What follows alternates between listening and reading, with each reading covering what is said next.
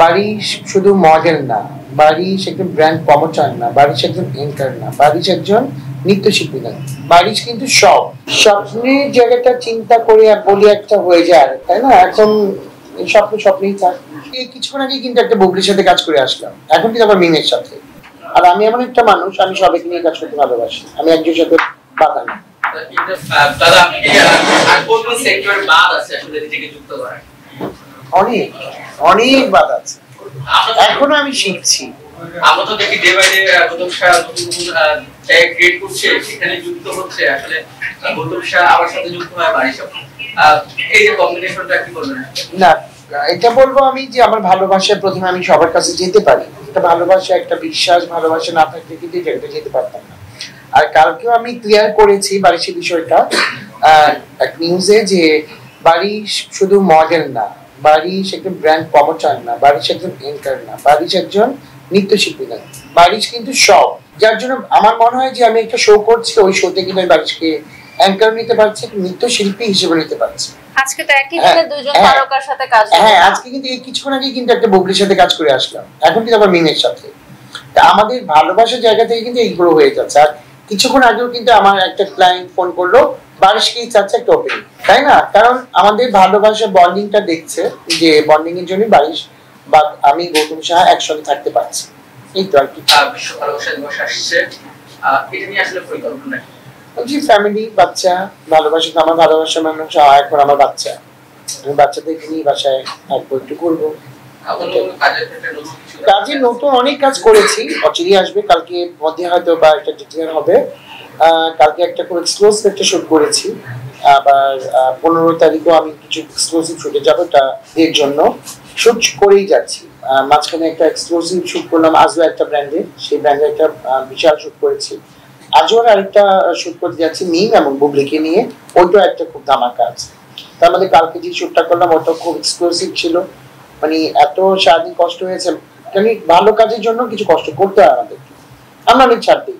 আর বারিশকে কথা বলবো, বারিশ কিন্তু অনেক ছাড় দেয়, আমি ছাড় দিই, আমাদের বন্ডিংটা হয়ে গেছে, তাই না? এর জন্যই আর কি আমাদের সাথে সবার সাথে কাজ হয়। আর আমি এমন একটা মানুষ, আমি সবাইকে নিয়ে কাজ করতে ভালোবাসি, আমি একজনের সাথে বাধা না। ইন্ডাস্ট্রিতে যদি আমরা দেখি, শুধুমাত্র সকল আর্টিস্টই হোক, নানা জনরার গৌতমের সাথে সবাই কোনো না কোনো ভাবে যুক্ত আছে। আসলে গৌতম শাহ এই জায়গাটা হ্যান্ডেল করে কিভাবে? আর ইন্ডাস্ট্রির একমাত্র আস্থার জায়গা কি গৌতম শাহ কিনা? না, আমি ওটা বলবো না, আমাকে বিশ্বাস করে মানুষ, ভালোবাসে। ক্লায়েন্টরা যখন একটা কাজ করে আমার সাথে, দেখে যে গৌতম শাহের মধ্যে কোনো প্যাচ বুঝ নাই, খুবই স্টেট কাজ শেষ বাসায়। আর আমি যখন যে কাজটা করি আমি 100% দিয়ে করি, আমি চিন্তা করি আগে আমি এই ব্র্যান্ডটাকে কিভাবে দাঁড় করাবো। একটা ব্র্যান্ড আমার কাছে আসে কেন? অবভিয়াসলি তার একটা পাওয়ার, কিছু পাওয়ার জন্য। তাহলে অনেকেই তো আছেন, তাই না? আমি বাংলাদেশে সব সেলিব্রিটি নিয়ে করি, আমি বাংলাদেশে মডেলদের নিয়ে করি, ব্র্যান্ড কোনটা চাই আমি সেটাকে আগে জানতে চাই, তারপর আমি সবাইকে নিয়ে কাজ করি। ওই যে আমি ভালোবাসাটা দেই আর ভালোবাসাটা পাই, এটা বিশ্বাস, সেই বিশ্বাস জায়গাটা হয়ে গেছে।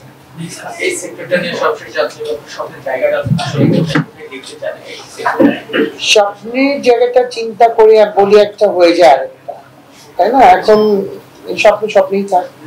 ছিল তো প্রথম বিজনেসম্যান হবো, এখন আসছি করে যাবো, তারপরে বলবো যে আমি আর কি করবো, তখন কিন্তু আরেকটা চলে আসবে। তোমার ঈদের নাটক আসছে। ও আচ্ছা, হ্যাঁ, গুড নিউজ। সেটা হচ্ছে আমি একটা ঈদের নাটক করছি।